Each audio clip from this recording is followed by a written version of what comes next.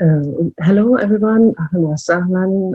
Thank you very much for joining us, matinee ever, and the first event of the ZaitWazaatar Festival. What actually our first event was yesterday in Gaza, where our one project of the festival is the exhibition, as you know, in Gallery Jouge. There was the opening yesterday at 3 o'clock. There are lots of us, and it was a great success according to our partners there, who were our project partners, were the Katan Gaza Child Center and photographer Amjad Fayumi, who organized the exhibition. Check our website as well as our social media for films and other coverage. So back to today's event. Panelists are also in London and in Manchester, due to the situation that we all need to adapt to these days. And we hope it will all go well, and please excuse us for any. We thank our sponsors, the AM Katan, Stiftung Begegnung and Engagement Global. So check our social media for updates on the upcoming events. There will be panels, there will be films, and we will come to a kind of full circle by opening the exhibition, which opened yesterday in Gaza, here in Berlin in February. So now enjoy the first event, and I will go over to Ruth Abu-Rashid to introduce the panel. Thank you so much for that, Cora, and thank you to Shuruk also for the technical introduction as well. This is really key to making this event, as the first event of the ZaitWazaatar Festival, as inclusive and as all-encompassing as possible. And I'd also like to thank our panelists, Rifka Abu-Romeli, Amal Akhiq and Nora Parr, for joining us in this conversation about silences and words. That is how silence, voice, and the act of listening have emerged as vital themes for debate in Palestinian in different parts of the world in recent times. My name is Ruth Abu-Rashid. I'm a research associate in translation studies in Arabic and French literature at the University of Southampton in near London, in the UK, but I'm based in Manchester. And before this post, I worked for 2 years as a postdoctoral associate for Pal Reid at the Friar University, a project which focuses on Palestinian literature, which more about shortly. And it's through my time in Berlin that I became part of the ZaitWazaatar Festival Committee, and it's a great honour to be part of this festival and its first event, a panel on Palestinian literature.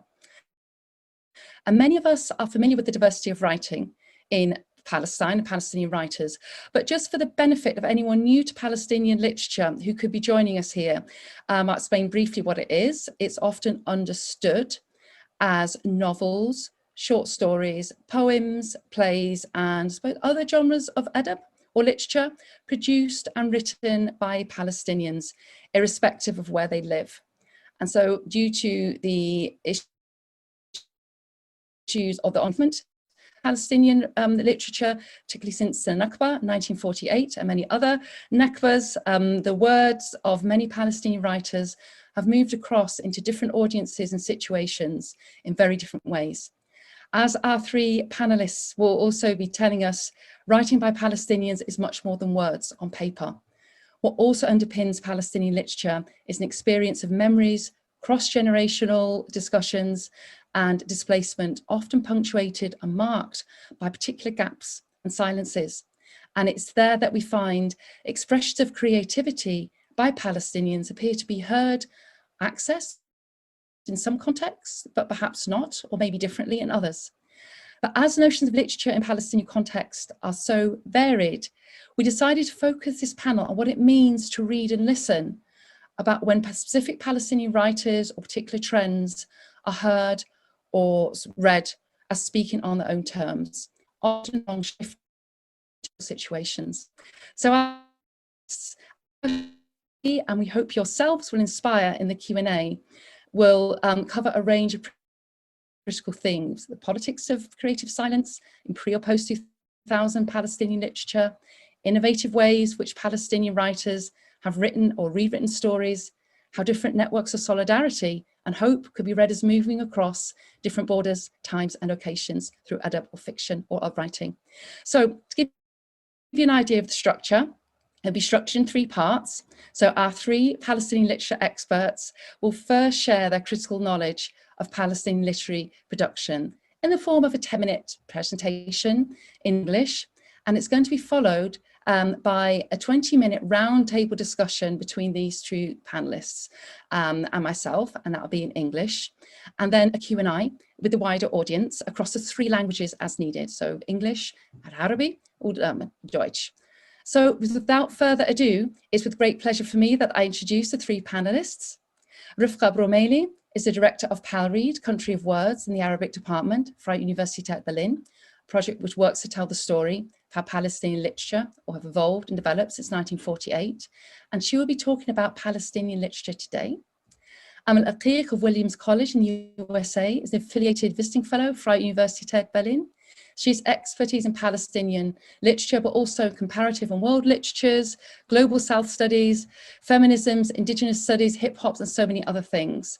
And her presentation will focus on notions of center and periphery in the context of Palestinian literature. Nora Parr is a Humboldt Fellow, also hosted by Freie Universität Berlin, whose project titled What is the Arabic for Trauma? From that, her talk will cover silences and trauma in Palestinian literature. As you can probably tell, their research projects are really diverse, but I myself, and many of you also who have met and heard them talking before, I have found great synergies and insights happen when these 3 panelists get together and just speak and have a conversation. I know we're all looking forward to hearing these presentations and the further conversations. Thank you all so much for being here. And thank you so much for ZaitWazaatar Festival for hosting this. And a big welcome to Rifqa, who will start with the first presentation. Thank you, Ruth. Thank you for this lovely introduction, and thank you for the Ibn Fund for organizing and curating this Festival of Palestinian Arts and Culture. I will share my screen.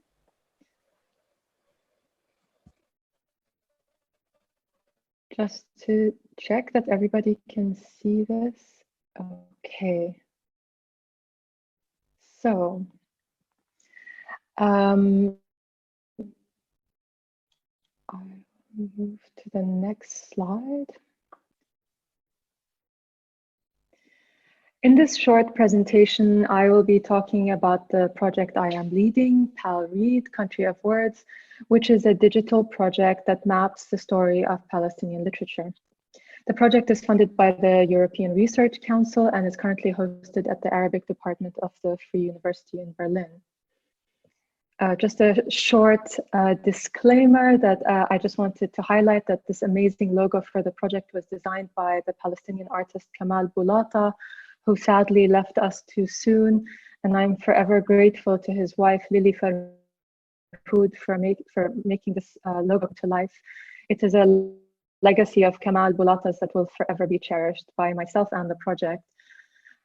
So just to say that PALREAD is a project that aims to follow the trajectories, twists, and turns of Palestinian literature from 1948 to the present, retracing its footsteps, movements, and developments. The story of Palestinian literature resembles the story of its people. It's a story of refugees and exiles, of uprooting, statelessness, and fragmentation. However, the desire for a nation state, the desire to be like everyone else, to fit into the national model, has in many cases clouded our ability to seriously engage with and understand the lived history of Palestinian literary production. In other words, we have not studied Palestinian literature for what it really is, as a refugee literature itself, and a literature written by refugees and exiles. In practice, tracing the story of Palestinian literature takes us across the entirety of the Arab world, to Cyprus, Europe, and even the US and Latin America and beyond. By extension, the writers and the sources that make up the story are also scattered across these various geographies. This situation gives rise to a number of questions that preoccupy me in this project, especially two questions that are relevant to this panel today. How can the scattered fragments of the Palestinian story come together into some sort of a whole? And how can we address a history of loss, silences, and gaps? With these questions in mind, I will briefly introduce the PALREAD project as one attempt to tackle these questions through a digital approach. In this sense, PALREAD seeks to build a digital resource with interactive and visualized database functions. Using data visualization and other technologies, a knowledge base can be created to illustrate networks and literary trajectories across multiple geographies and temporalities, and exposes gaps and silences where sources and knowledge have been lost, looted, or destroyed. The aim is to make this resource accessible to a wide audience, including researchers, teachers, students, and those with a general interest in the subject.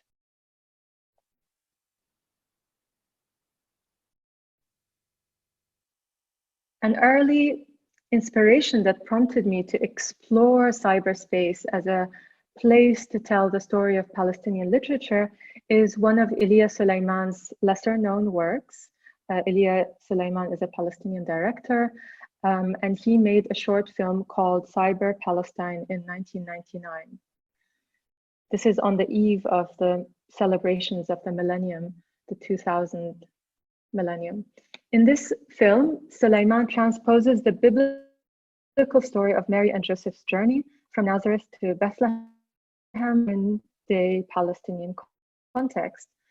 The irony at the heart of the film is that a post-Oslo, Mary and Joseph are no longer able to take the same journey they took more than 2,000 years ago. The film captures the impossibility of reaching Bethlehem at the turn of the millennium, and by extension, the impossibility of the situation of being a Palestinian refugee. One scene in particular resonated with me. In the opening scene of the film, we see Joseph sitting at his computer, as in this image you see on the screen. He is typing into a Yahoo search engine the words Cyber Palestine. His search yields a photo of ancient columns and the words announcing that the site is under construction. Cyber Palestine raises an important question that I continue to think about in relation to my project. What can cyberspace and the digital offer a refugee, exilic, and scattered nation?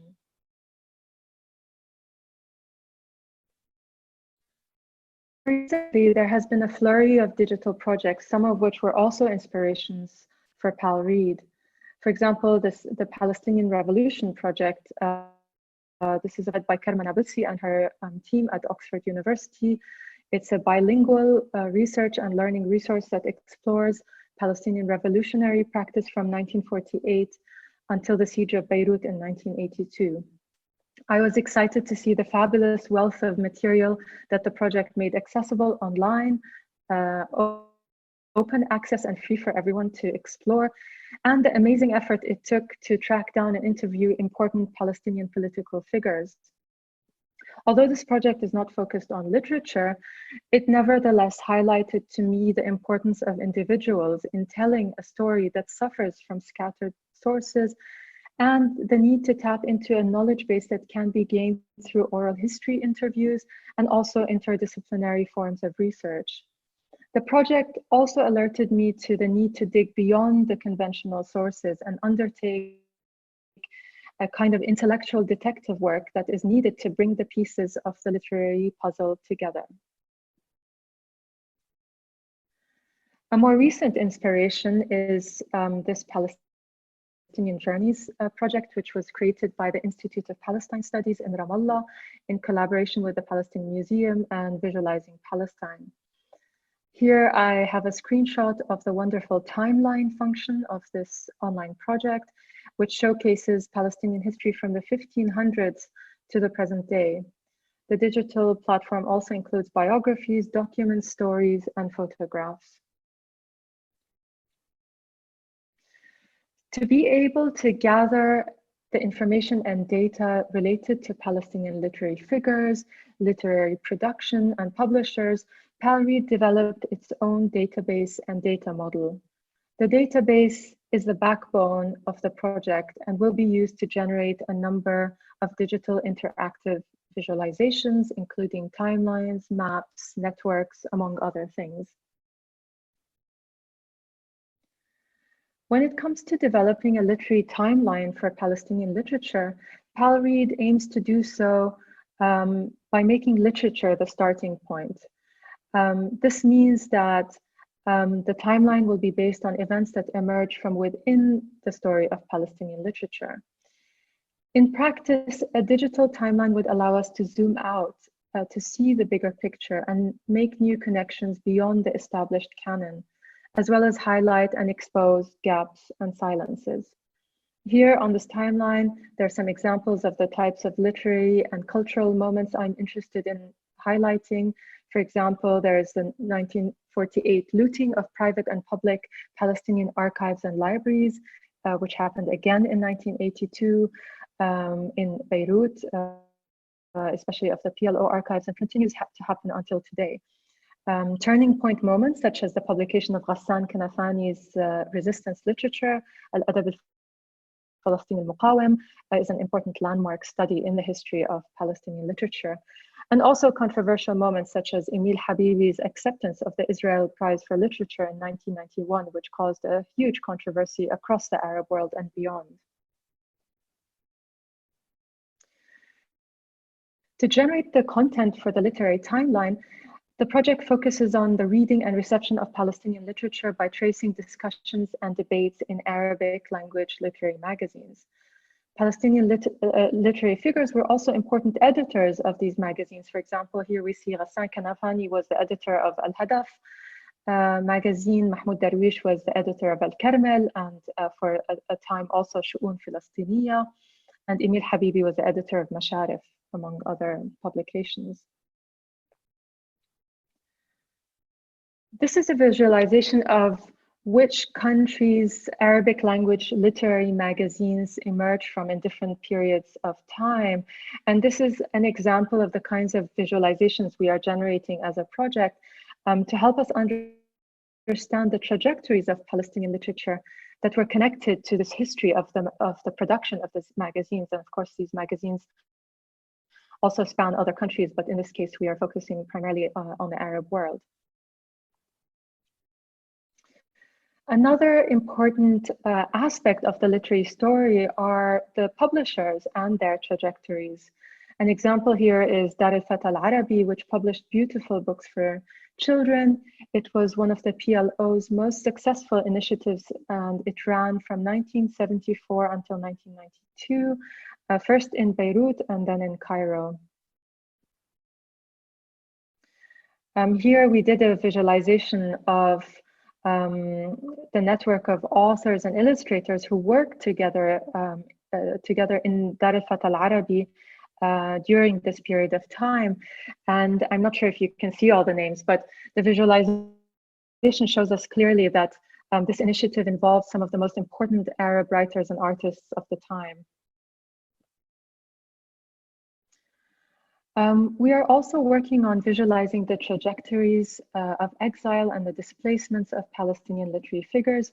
This is one visualization we have generated, which looks at the well-known authors and poets, Mahmoud Darwish, Samira Azzam, Mourid Barghouti, and others, and just tracing their trajectories and movements, where they lived, at which points in their lifetimes, and across which areas did they move, and eventually also where did they publish what they published.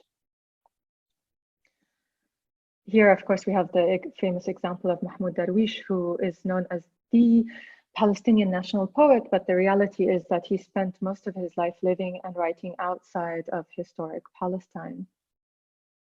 So having shared brief insights into PalRead's digital explorations, I would like to end with a few thoughts which we can pick up on in the discussion. Palestinian literature and culture in general have suffered from policies of erasure and a history of loss. This loss has become one of the most defining elements of Palestinian literature, but it is hardly analyzed or taken into account. The history of loss poses significant challenges for those interested in bringing the pieces of the story together. Pal Read is only one attempt, and a humble attempt at that, at using digital modes to contend with, to try to fill or to expose the silences, gaps, traces, and fragments of the Palestinian literature story. The questions of loss and silence will remain persistent as long as we are dealing with a history of scattered people and sources. Thank you.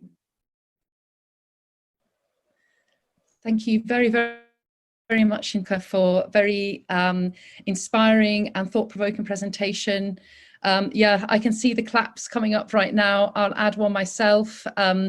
So much to think about, and I know that so much is going to come out of this discussion after we hear what Amal and Nora would like to say, to share as well. So I'm very, very happy to then present our second panelist, Amal Aqiq, who's going to be talking about centre and periphery.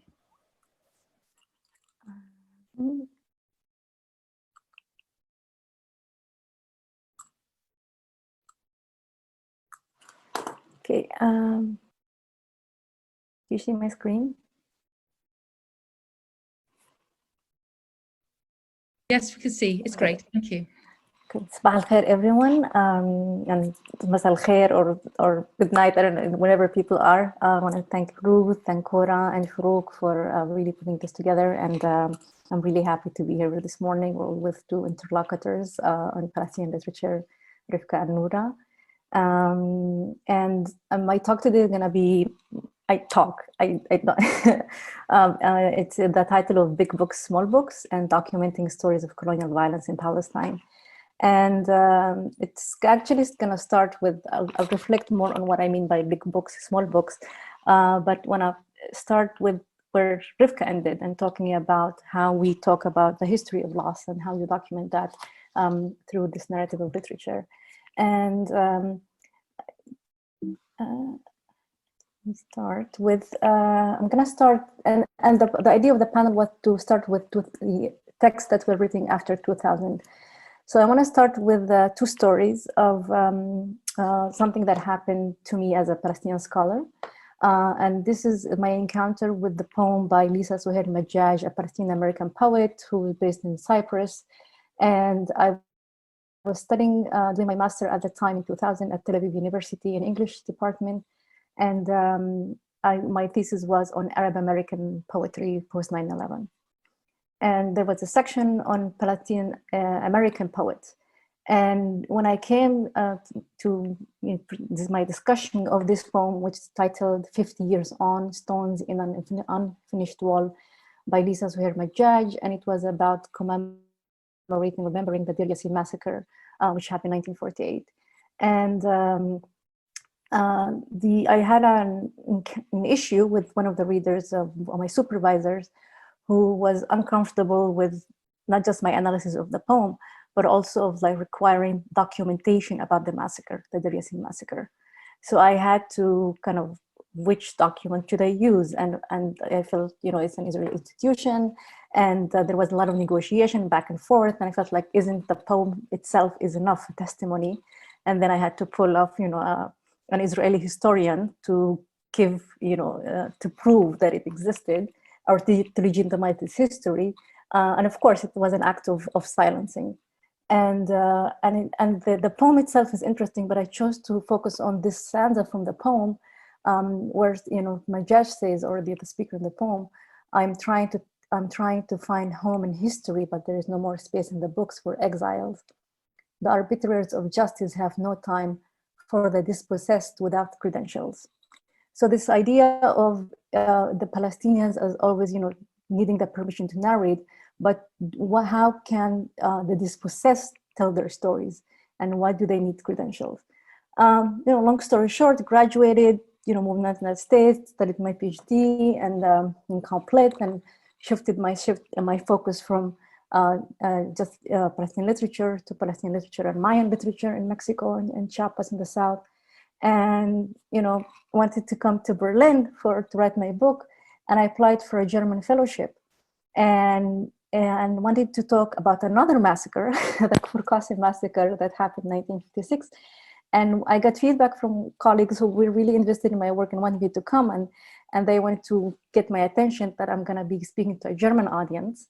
And there was, I got the comments on the word massacre, and if that need to be attentive, that it might, provoke the German audience in ways that I don't want to. And also that if I have any scientific proof to show that, the massacre did happen.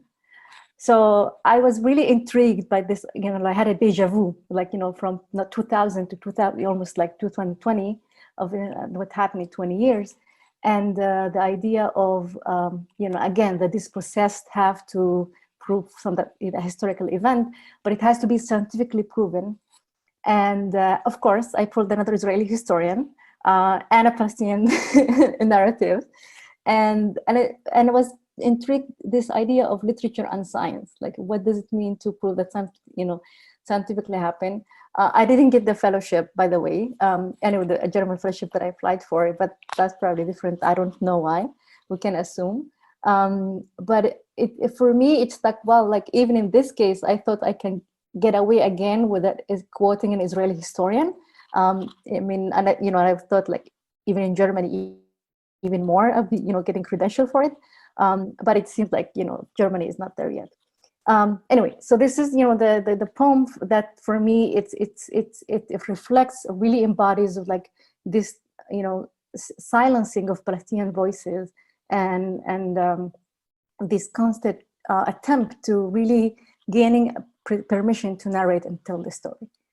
And this takes me to, so how we talk about massacres. What kind of literature do we have in Palestine about massacres? And with the Kfar Qasim massacre, which happened in 1956, there's a very little resources that we have in Arabic, or in terms of literature or publication, or later on maybe in English. But also part of it because of the archive itself is like the Israeli archive has all that like official documents, but also there is an archive that we haven't paid enough attention to, which is the oral archive, the living archive. And one thing that I learned from, with collaborating with the Pal Read project is whenever we look at books, we always analyze, spend a lot of time in our meetings, looking at their covers, their, what we have on the al-ghilaf, on the first page, the headline. And one of the earliest books that was written about the massacre, and unfortunately, it's such a rare book to find at this point, is the Emin Habibi Kfar Qasim, The Massacre and the Politics, Al-Majzara Al-Siyasa. And in this book, it's not a big book, it's a small book.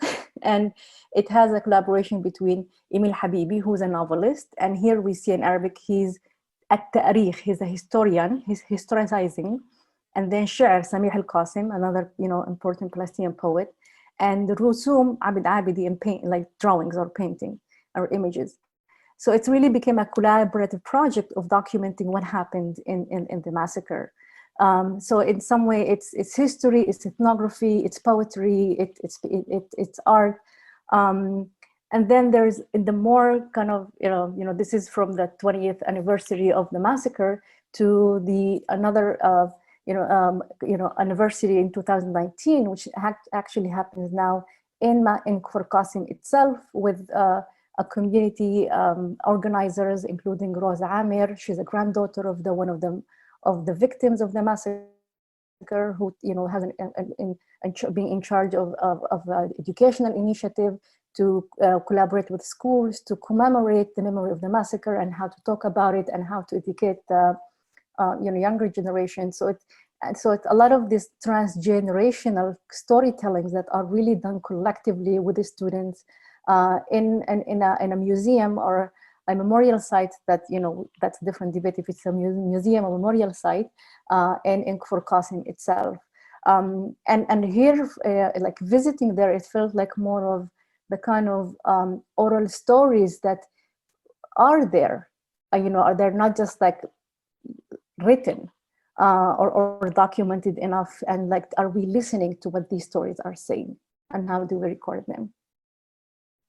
Another thing, like in the museum that we find there is, of course, collecting all the documents, but also highlighting the role that Palestinian writers, especially from the Communist Party at the time, who revealed the history of the massacre, and revealed what, because people were under curfew and nobody knew about it. It was, and so they arrived to the village, and they were able to interview people and take all the testimonies.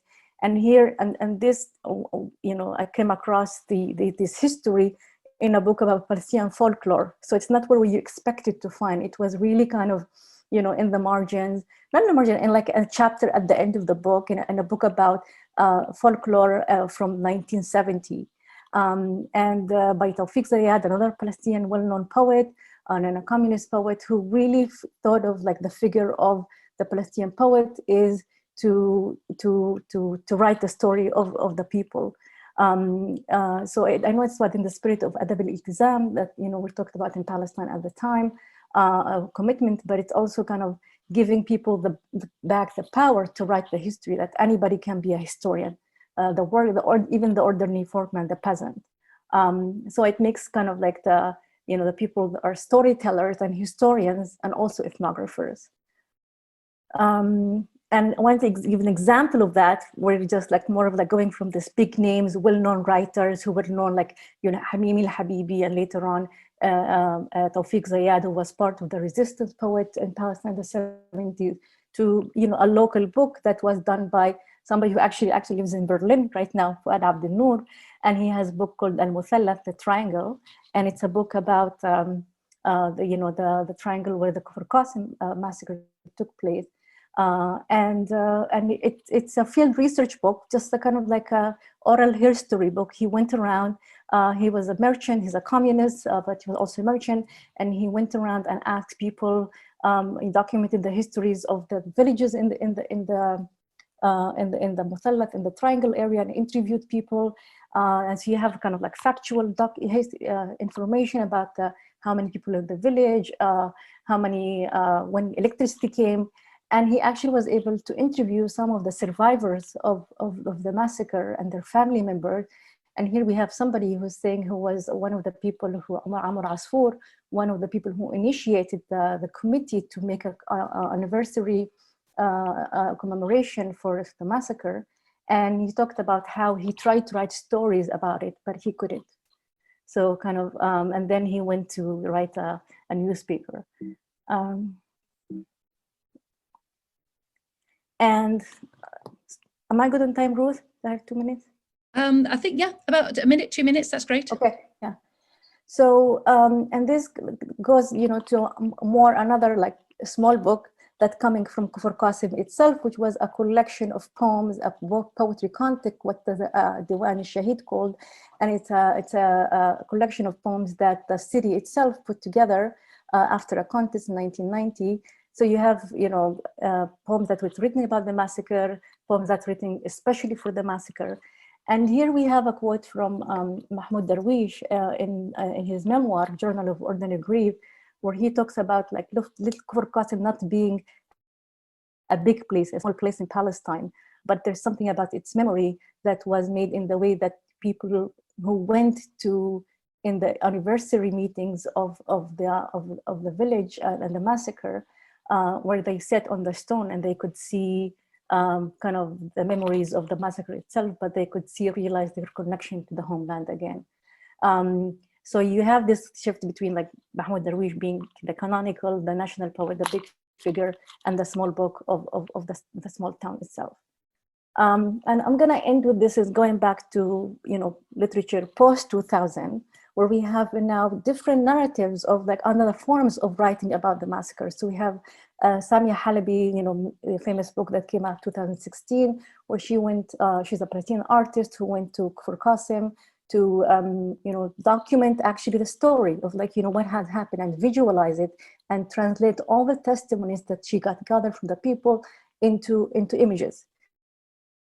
So in some way, we really have now an account of the massacre in ways that it was scattered in the literature all around. And a similar case, we have a graphic novel by Joe Sacco, who's as a solidarity work with Palestine, and he was able to document about the massacre in Khan Yunis, Gaza, that also happened in 1956.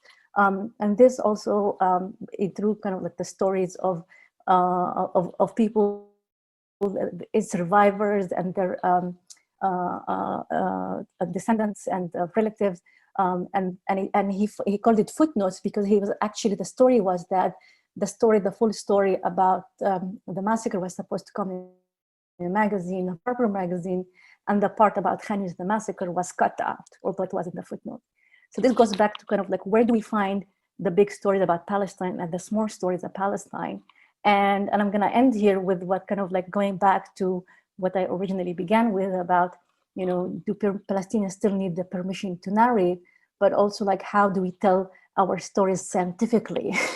And here, like with inner reflection on writing Drawing on Palestine, Samia Halabi, of how she thought of her work as an artist is like being, she was so meticulous in translating these images in scientific way, artistic way. So I'm gonna end here, and I'll be happy to continue this conversation. And shukran.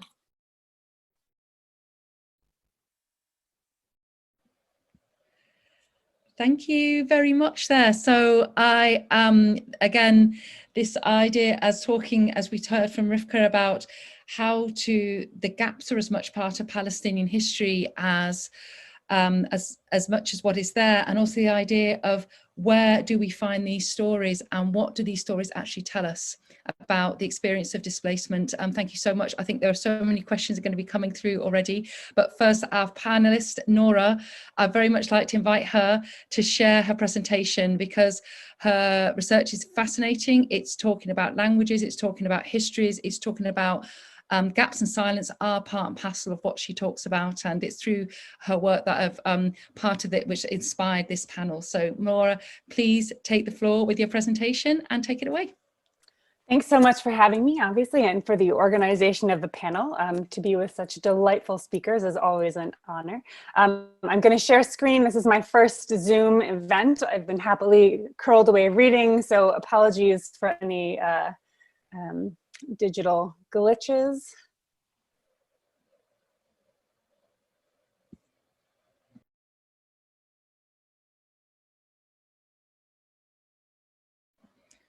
You're good there. You're good there, Nora. It's you can either keep it as it is or put it on slideshow.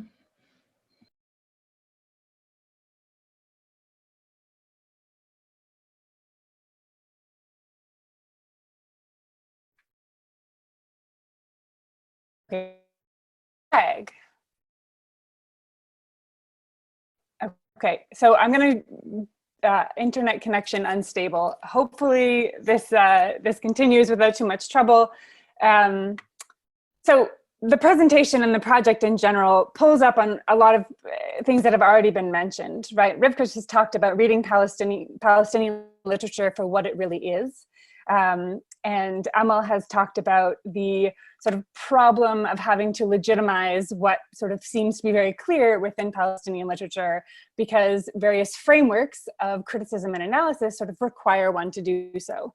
So my project takes the angle that sometimes, and there's a lot of work that already kind of backs this up with other terms, sometimes it's the critical terms and the critical frames of reference that are them saying one particular set of critical terms. We actually silence a lot of what's going on in the Palestinian texts. And of course, this is not just the case with Palestine, but in general, we have a sort of universalization of a set of terms that are then applied elsewhere. My project is looking at trauma as a term and a concept, one that was also created in a very specific time and place, which was then universalized and applied elsewhere. My sort of contention is that the application of this creates more silences in the texts and isn't actually allowing us to listen to what texts are telling us. And so I'm going to present on a sort of methodology and example, and then a close reading of one particular text that gives us an idea of why this sort of application is a problem, why it's not just a case of that trauma isn't valid, but that the existing framework is, but how do we understand how it's taken up, worked with, and transformed within Palestinian texts. So off we go. Right, so these are the sort of the big questions that the project is asking, right? How do we redefine some of these critical terms using texts themselves? And you folks have the dubious honor of being the first group I've presented some of these new findings to. So hopefully they come through clearly. So the existing definition of trauma, right? Noun, deeply distressing or disturbing experience. A personal trauma. The emotional shock following a stressful event, right? From Lindsay Stonebridge on trauma theory, she writes, central to the theory is the idea that an impression can be both experienced and forgotten, sometimes at the same instance. Trauma thus divides the mind not only from itself, but splits it in time, right? There's the normal everyday, and then there's this moment of trauma. There's a lag, a snatch in the experience of the traumatized that pulls them out of linear chronology. And from that, it comes that you have to re-enter the normal to get past, work through, or overcome the trauma, and that's all bunny-eared, right? So across all of these things, trauma is separated from the everyday. It's represented as a single event. Now, what this does is it doesn't allow us to understand the occupation as trauma, the ongoing, the concept of the ongoing Nakba, where Nakba started in 1948 or even before and has been ongoing, right? In order to understand it as trauma, we need to see it as an event in 1948, and then everything else is a working through. There are some wonderful sort of critiques from existing mental health practitioners in the Gaza Strip who say, look, practice tells me when I'm treating a child, I need to give them a safe space. There is no safe space. So how do I possibly provide treatment? And the same questions exist in Palestinian literary theory, that when you apply them to Palestinian literature, you kind of get a disconnect. So here we go. Of course, the word trauma exists in Arabic. In fact, if we look at the work of Omnia al-Shakri, we see the Freud in Arabic is her fantastic recent book, where she looks at how trauma was translated into Arabic in the 19th century. And it's simply a translation, sort of a rubbing of one word concept into another, which is certainly used, but which does not cover all of pre-existing, newly developed ways and understandings of what trauma is. So how do we go about taking this word that it exists in Arabic and recreating something different that actually allows us to access what is understood as bad, terrible, horrible within a Palestinian text, and then create it and understand it as a sort of conceptual framework? First, there are loads of other words that are used as sort of synonyms or other ways of describing a traumatic experience. And I've listed some here, but for the sake of time, I won't go over all of them. We can talk more in the discussion if you like. I will focus on the word in red down at the bottom, karb, which does come up quite frequently. And Basma Abdelaziz, who is an Egyptian mental health practitioner and novelist who's written The Queue, if anyone has come across it. She's one of the few authors that I've come across to directly engage with the problem of existing sort of trauma theory. In the Egyptian context, she explains trauma is understood as stress or sadness. For Aziz, the word marks a key difference, since in English, trauma is broken down into stress and stressors, but in Arabic, one word, karb, is used to describe both causes and effect. The meaning of karb changes for each culture and people's habit, she explains. she defines trauma as sort of the fundamental aim of the sort of concept of trauma, right, is building some logical meaning relating to what happened. So articulating what's happened, what wrong has occurred, understanding it, and therefore sort of integrating it into a worldview. My analysis aims to read up from texts and explore how meaning is made out of the experience of many forms of violence. To work through this, I'm going back to a classic, one of the canonical texts in Palestinian literature, In Search of Walid Massoud by Jabra Ibrahim Jabra.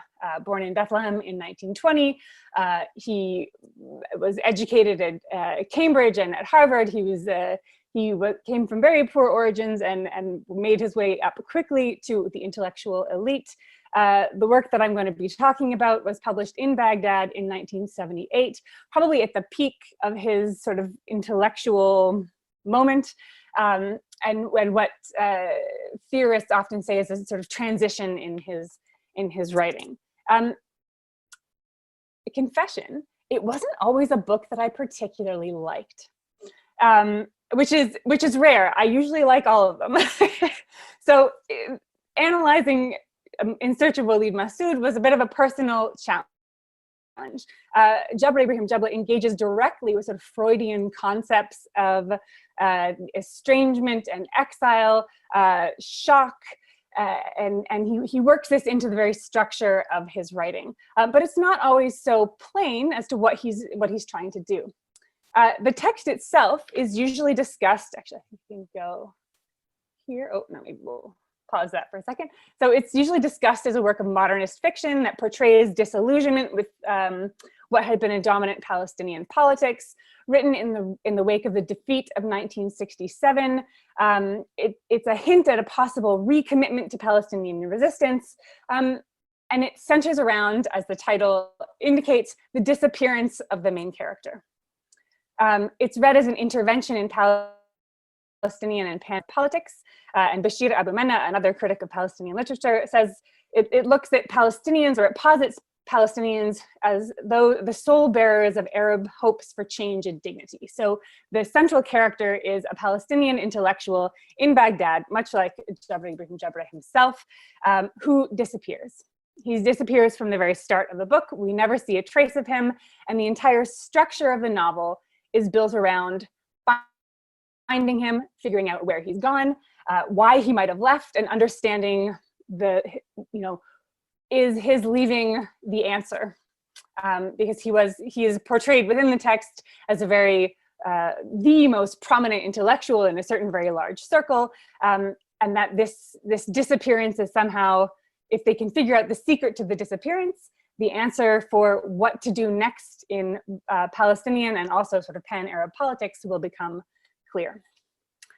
However, I want to read it as a book of trauma.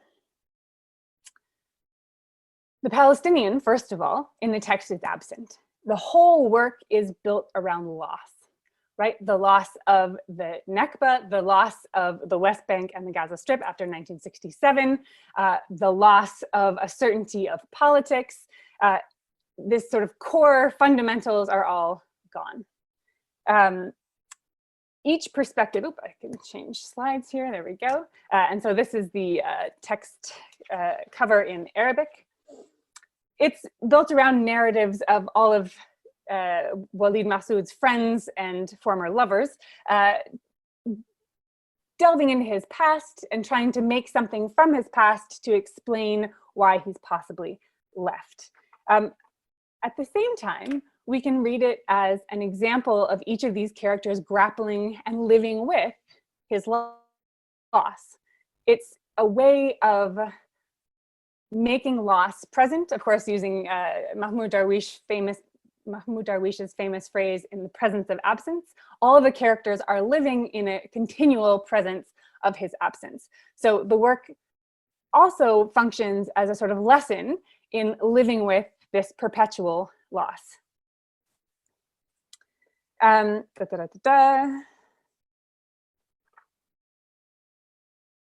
the work is at once all of these things about modernism and politics, and But it builds a logical meaning, right? Going back to Basma Abdelaziz's concept, it tries to build a logical meaning out of something that's happened. And this grapples not only with all of the losses that Walid Mahsoud has experienced. His biography in many ways parallels Jabra's himself, exiled from Palestine in 1948, settled in Baghdad. The character Walid has lost his son, who has been martyred. He's essentially lost his wife, who's been institutionalized. She's gone mad and is in a mental institution in Bethlehem. So she has been lost to him. His son has been lost. His country has been lost. And Walid Mahsoud himself has been lost. And these losses are created, another 3 minutes, thank you, Ruth. These losses have created this sort of centrifuge of the text that the entire story is built around.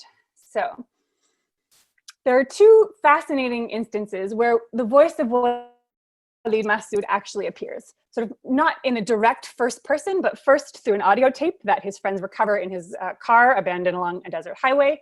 And second, there's what is portrayed as an attempt, the chapter is called Walid Mahsoud Writes the First Pages of His Autobiography. And the pages are rescued from his office. The autobiography starts at his youth, as they often do, and I'll read it out and then sort of analyze a few key passages very quickly and end in another 2 minutes. Thank you, Ruth. So his biography begins. Every time I gazed into the distance at the hills and valleys, the violet-hued mountains that surged behind them, I got the feeling they were alive. Deep down inside them were volcanoes that, from time to time, might spew forth lava and alter everything. But they weren't erupting. It all sent my mind flashing back to the 1927 earthquake. I was 6 years old when it happened. It seemed as though the earth was being jolted by some fierce wind. I was sitting on the floor in a small school with several other children, and I thought for a moment that the raging gale was rocking the old building to and fro. But when all the children rushed outside in panic, I went with them. And it was in time to see rocks falling in chunks from the top of the old building across the street, piling up before my very eyes in a terrifying white heap. From the rubble in which we found ourselves, we looked toward the Church of the Nativity and prayed to God to save it from destruction. If this is the day of resurrection, I heard some of the other children say, then is God going to bury us under piles of rubble, only to raise us again? There we go. So this is based on a very real event, the earthquake of 1927, which happens under the British mandate. It struck Nablus most violently, but it also ruined buildings in Bethlehem and Jerusalem. It's rarely discussed as a catastrophe, although the newspaper coverage at the time very much called it as such. The catastrophe of the earthquake or the damage done there is very much overshadowed in Palestinian national narratives by the larger catastrophe of the Nakba. However, it did have a lasting impact on Palestine. What was rebuilt, how it was rebuilt, who was rehoused and who was not, how the British distributed funds or did not distribute funds, and to whom, all shaped the Palestinian political arena. And then at right, and I can share these slides later, is a translation of newspaper coverage from 1927 when the quake happened. Right, so it was understood, so 5 minutes past 3 on Monday afternoon local time. In 1927, the people of the city of Jerusalem felt 2 earth tremors together from the southwest to the northeast as a wave. The head of that wave was in Atur and the Mount of Olives. The quakes, but then they say the quakes are very usual and happen like this in the history of Jerusalem and Palestine. However, many people were taken by surprise and many homes fell. Throughout the cities, you can hear voices of the moaning and terror. And then it goes on to a very scientific explanation, right? The tremors lasted 20 to 30 seconds. People whose homes weren't demolished did leave out of fear that they would, the structural damage would have them crumble. So what to make of all this? So by going back to the 1927 earthquake, I think Walid Mahsoud is actually giving us the real answer for how this book is a story of trauma, right? That trauma can lead equally to dispossession or redemption, right? As the children say, like, what's happening here? Are we are we all going to die before the resurrection, before sort of this final moment of redemption or realization? He also emphasizes, right, that all the other children were panicked and ran out in fear, but that he went out and very calmly, sort of manages or evaluates the situation, right? To evaluate and understand this catastrophe, to make sense of it, right? To see and document what is. Right, he says, deep down inside, the hills of Palestine were volcanoes, right? This trauma is an always present, everyday force, which may sort of push or have its effects felt at every moment, right? That we live, or that the characters in this text at least, right, live with trauma as an everyday possibility, and must learn to sort of analyze it as data, make sense of it, and incorporate it as a present continuum in a sort of life view. And I will end it there. Thank you very much. Oh, thank you very much. This is, I think we have so many questions to think about and to percolate in our heads right now. And this is why when we were organising this panel, we wanted very much to think that it's not only listeners, when we hear great talks that have questions, I imagine that you must have also many questions yourselves as speakers. So what we're going to be doing now, we're going to be holding, we'd love to hear the discussions between yourselves, Rivka, Amal and Nora. And I suppose what I'd be wanting to know is that after, for example, Rivka, you gave your presentation first, what sort of thoughts or insights perhaps came into your head while you were listening to Amal and Nora's talk? It could be related to the project or could be related to Palestinian literature in general. And I would ask the same question of Amal and Nora as well. What did the other two speakers make you think about when or after you were presenting? So, because I think this is really our first question. After this roundtable discussion, what we'll be doing is taking questions from the audience. So our dear audience, could you please put your answers into the chat and we'll just take them in order that way. Also for data protection purposes, we will not be saying who has asked which questions. That's because it's streaming and being recorded right now. And yeah, so I'd just love to hear from yourselves, get your wonderful conversations as you're going. Rivka, what are your thoughts now? Your talk, for example, talked very much about the idea of movement, presencing loss, exposing gaps, using non-conventional sources. You don't tell a story in your project, but many projects are also showing it, using words in a different sense. From Amal's talk is this idea of needing somehow to tell Palestinians, need to tell the story, needs someone somehow to legitimize it, and how words can carry so many different meanings in different contexts. So when you talk about a massacre in one language, it's quite well known, mafhum perhaps in Palestinian literature, but you said in another context, it can mean something else. And I found really interesting when, as Rivka talked about the gaps, the absence as part and parcel of Palestinian literature, I loved how you put the gaps of the absented. So it's not just what's absent, but people who, even if they wanted to speak, can no longer speak. And it's where do we find, and via whom do we find these big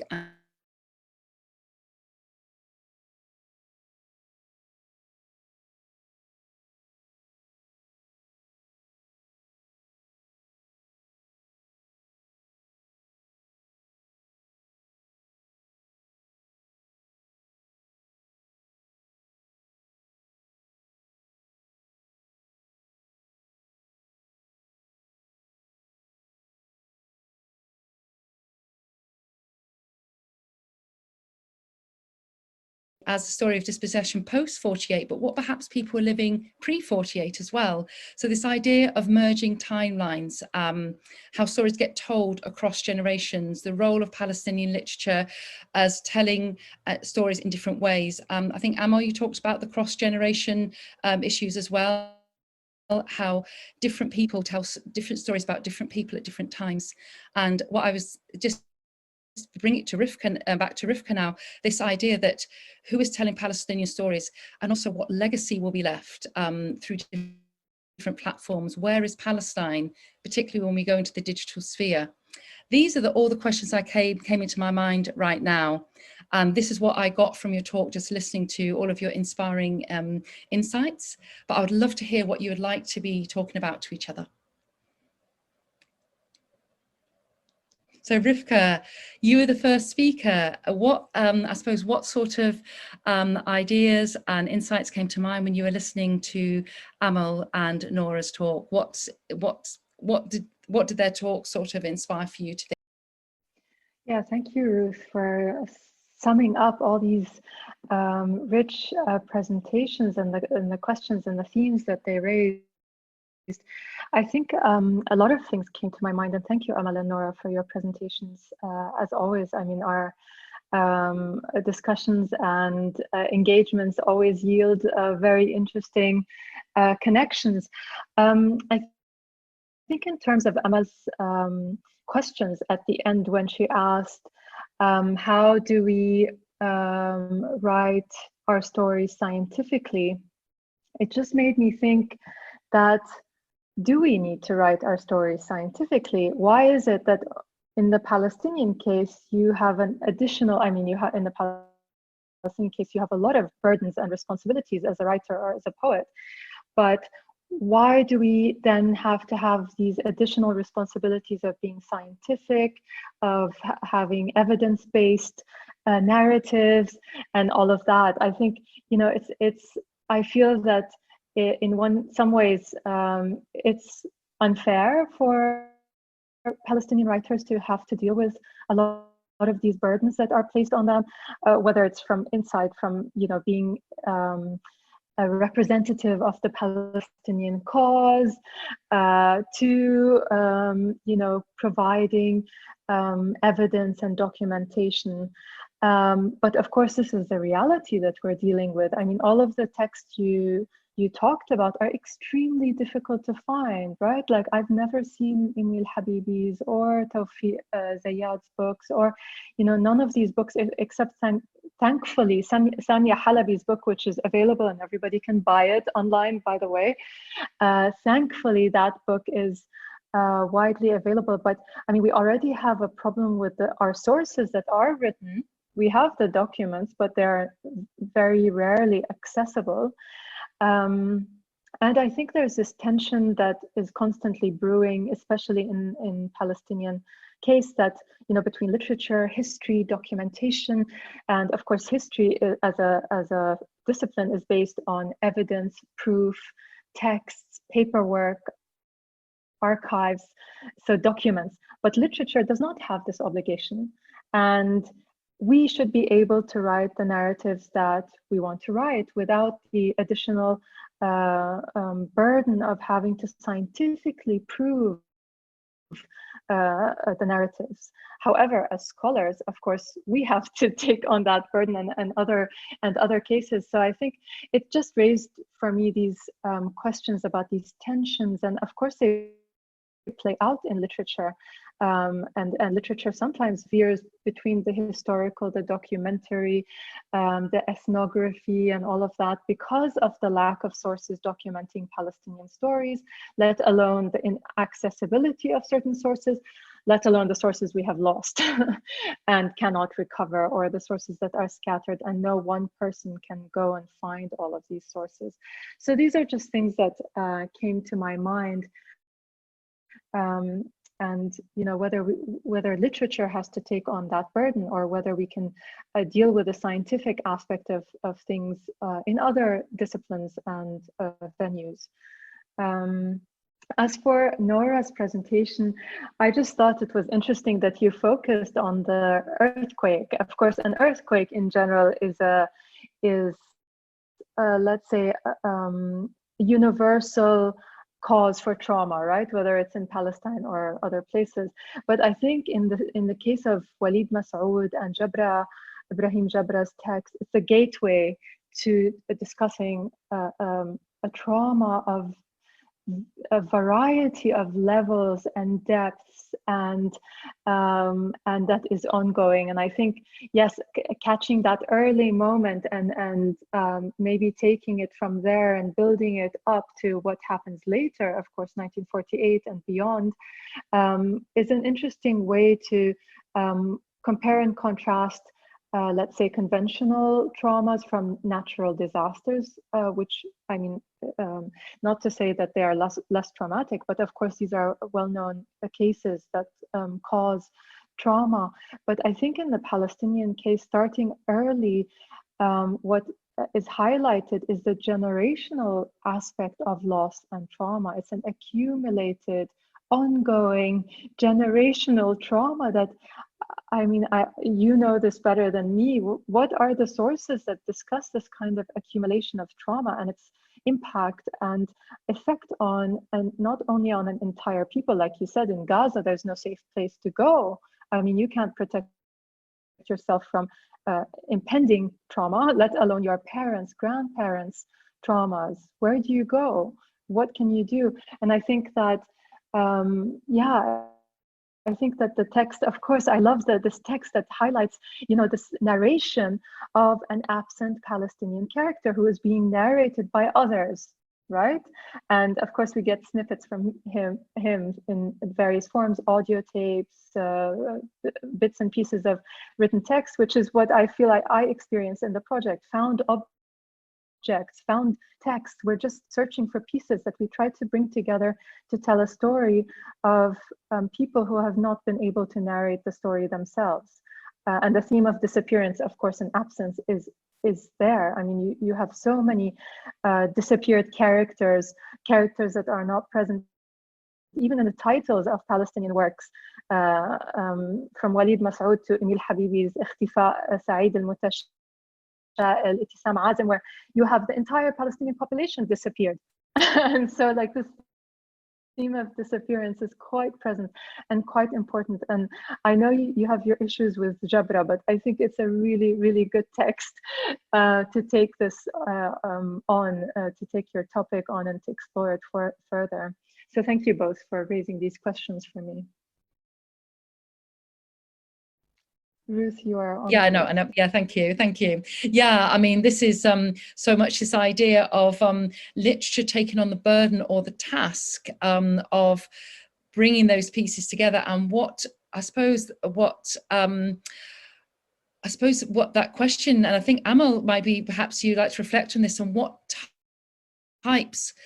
actually constitutes literature in this case, because we're talking about something where there's a very finite border, or actually I would say no border at all, between a story, a piece of art, a testimony, a history, documentation, and an archive. Are they all six? Are they everything? Or do they actually perhaps force us, like the way that Nora's talking about, the terms we use to describe literature, do they need to be reconfigured? Is that what Palestinian literature invites us to do? Because it's this idea of, if you have a frame in which to talk about dispossession, and what do we understand by that exactly? And yeah, I love what you said about the idea that yeah, it's about talking about someone that's not there, but they're there at the same time. I just wondered whether you wanted to respond to Rivka, what she was talking about there. Yeah, thank you, Shukran, Rivka. Obviously, my question about, you know, how do we write scientific Palestinian narrative was rhetorical, because I think we don't need to write scientific to prove that the massacres did happen. But I think like I was intrigued by the comments or the feedback that I got in the fellowship with the idea of quantifying the massacre in scientific terms. And it made me think about, you know, not just the tension between science and literature, but also the idea of credentials. When you say somebody's a scientist, you know, they have credentials, and with the poem of Lisa Suherman Judge was like the credential of the dispossessed is really stood out to me as a metaphor of articulation for the dispossessed Palestinian peasant who was massacred. And I like the whole repertoire of the Kfar Qasim massacre, which I'm still digging into.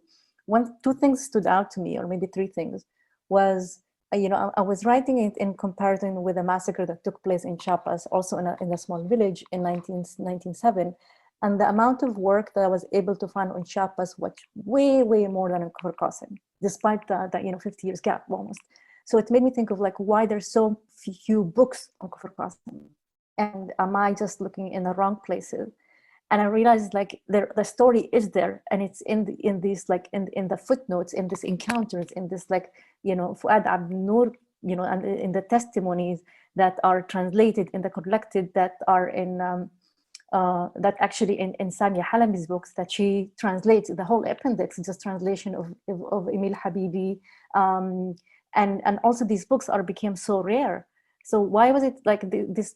And the way to finding the Fuad Abdinur book, I found it in a Lagrange Points, which is an independent bookstore in Brussels, but with a Palestinian refugee, Firas Dabouzi from Syria, who can have the book, and it just traveled to Berlin, and it was it's something that I couldn't find in Kfar Qasim, and that's in itself just like showing me how these circulation of Palestinian stories are there, but it just we don't find them easily, and the other thing was and I remember I calling Rivka yesterday, like, Rivka, do you know any like novel about Palestinian massacres? It's like, am I missing anything beyond like Ilyas Khouri and Bab al-Shams? Like, who else?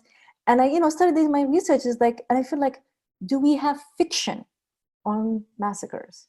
Do we have just fiction, just the way fiction can be about any, and this goes back to maybe Nora's presentation about trauma, of like, do we have stories about trauma? And we have about the Nakba as the epic event, and when I looked more of like, we don't have fiction on the Kfar Qasim massacre, but we do have poetry, and it seemed like then we need to think, what does poetry do when talking about trauma and karb that fiction doesn't yet in Palestinian literature, or the stories, the fiction has already been there in the stories that people have been telling, but they're not documented because there are peasants.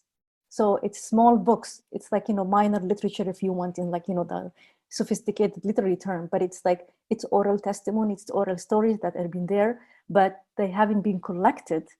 And it seems like, the scientific part comes in gathering these stories into kind of like documentary format for them to evolve, maybe, or not evolve, or transform. I don't like the word evolve, transform into fiction, which is a different form of expressing this story. So I feel like this is like where the gap is. And I want to kind of, end with kind of I feel the salient feature across all these stories is really the dispossession and the loss. And the loss is just like, it's always there in terms of the loss of what hasn't been documented, what hasn't been accessed, what hasn't been told, like in official even Palestinian national narratives that are really contributing to the erasure of these stories. So I feel like, the Kfar Qasim massacre is just an example, of course, of many other massacres that haven't been told yet. And I want to say something, it might be snarky.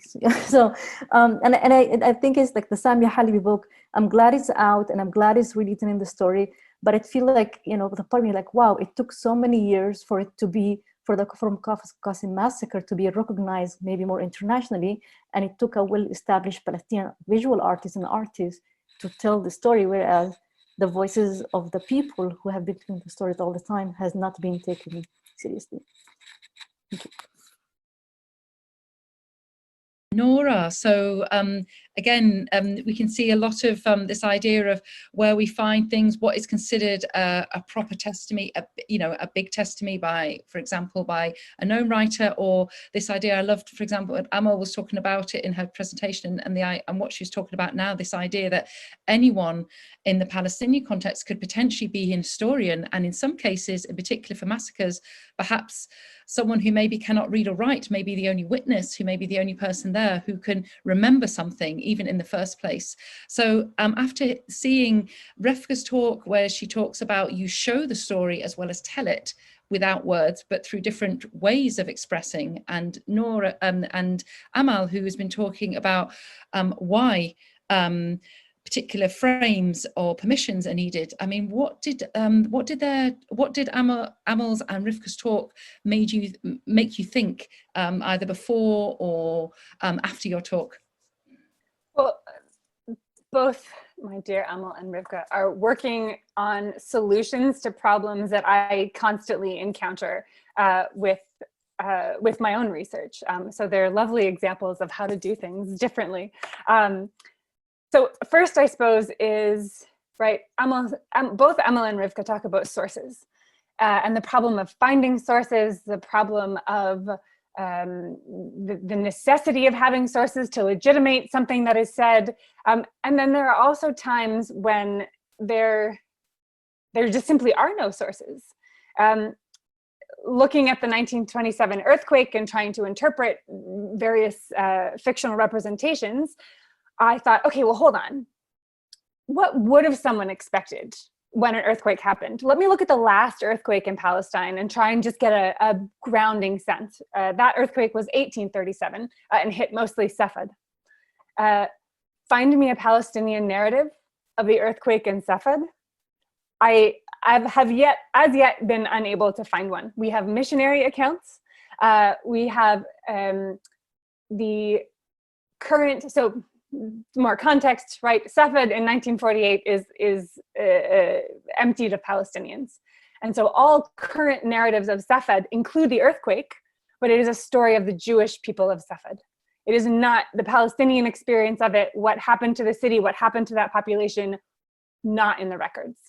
And so there simply is nothing there because the people were displaced. So I'm waiting to get my hands on a number of village narratives to see if the earthquake makes it into these and how it's represented. But by and large, a people's experience of a place in a sort of catastrophic event is taken away because of what happens later. And so reading silences into the texts and into sort of our scaffolding of interpretation is just as important as reading what is there and finding what is there. And projects like Rivka's that are mapping what is, right? And that get to account for the texts that Amal picks up in a Belgian secondhand bookstore, right? To create that scaffolding where the scatteredness, or what is often interpreted as scatteredness and fragmentation, but is actually just the condition of a people, right? That's not strange or abnormal. There are dozens of refugee populations that have the same experience, but it is silenced because it's not the norm. And so projects like Amal and Rivka's sort of are unearthing or looking at and problematizing what we're supposed to do with historic records, how we're supposed to grapple with them, and actually how we might better go about accounting for losses and silences as we do our own work. Thank you. I mean, this is that's this idea. What do we do with these sources, and the fact that, and it's really useful here how obviously the Palestinian experience is particularly I suppose unique, as in it's an early form of dispossession which is still going on now, but it relates to other refugee and exilic literatures.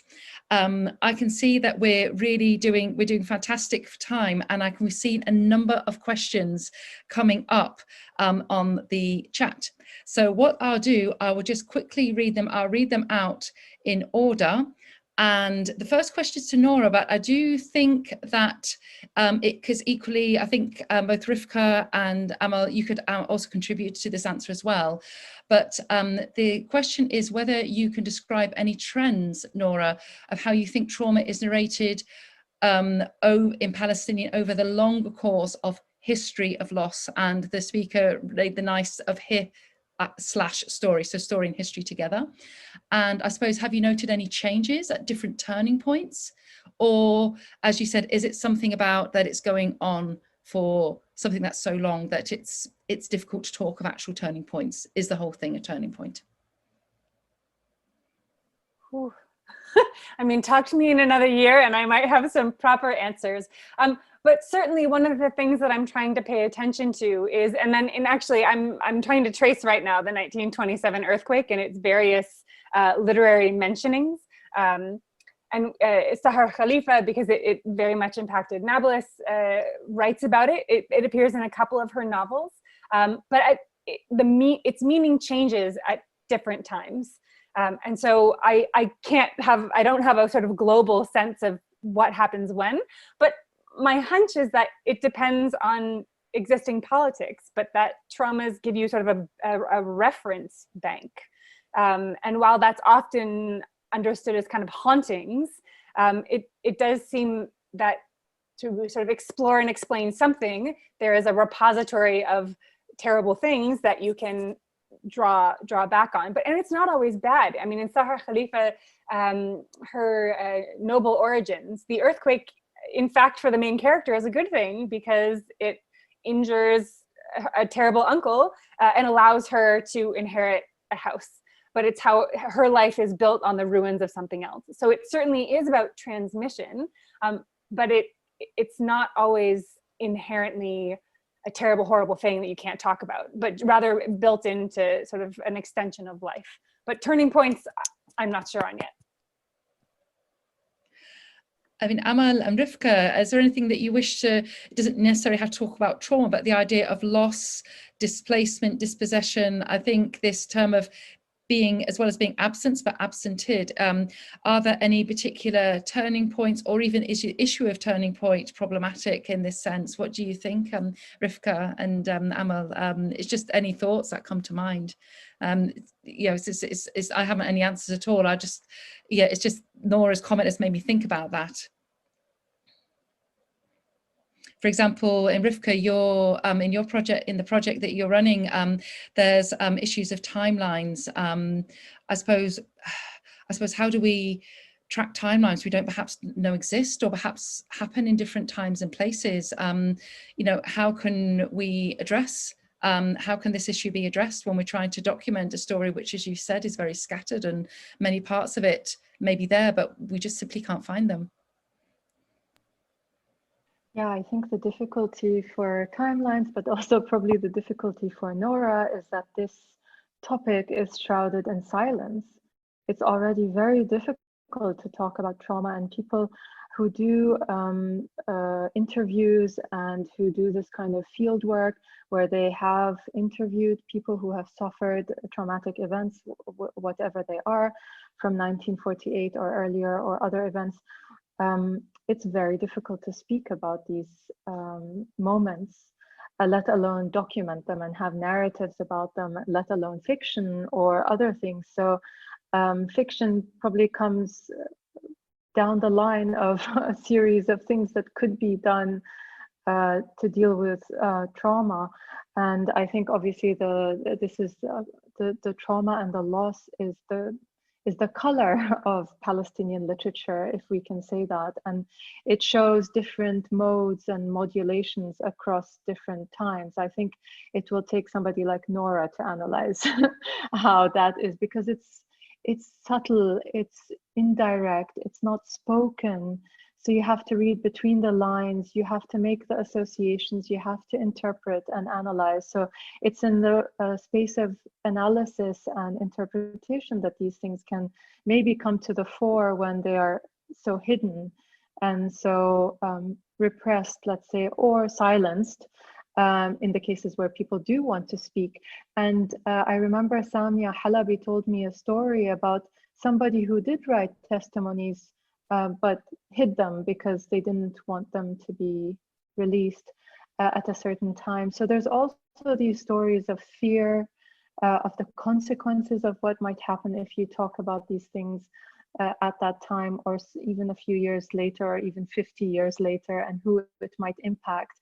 So there's a lot of considerations, I think, that make it very difficult to track trends and changes as we would do with a normal, let's say, timeline of literary events. We can say here there was, you know, a realism which changed to something else, you know. But I think it's very, very difficult to track these kinds of things because they are so subtle, if at all articulated in language. So in some cases we have to move even beyond language and words to try and interpret these stories or these narratives.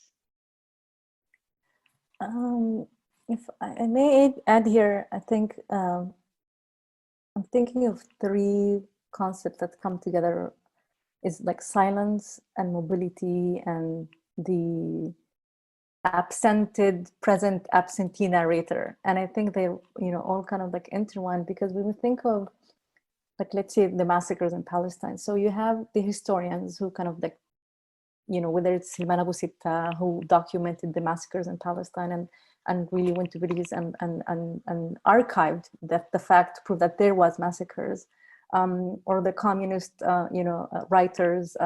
Remember the Communist Party, the Palestinian Communist Party, who went to Kufr Qasim. They were the first one to enter after the massacre because the village was under curfew, and they were able to reveal the story, and they're recognized by the people.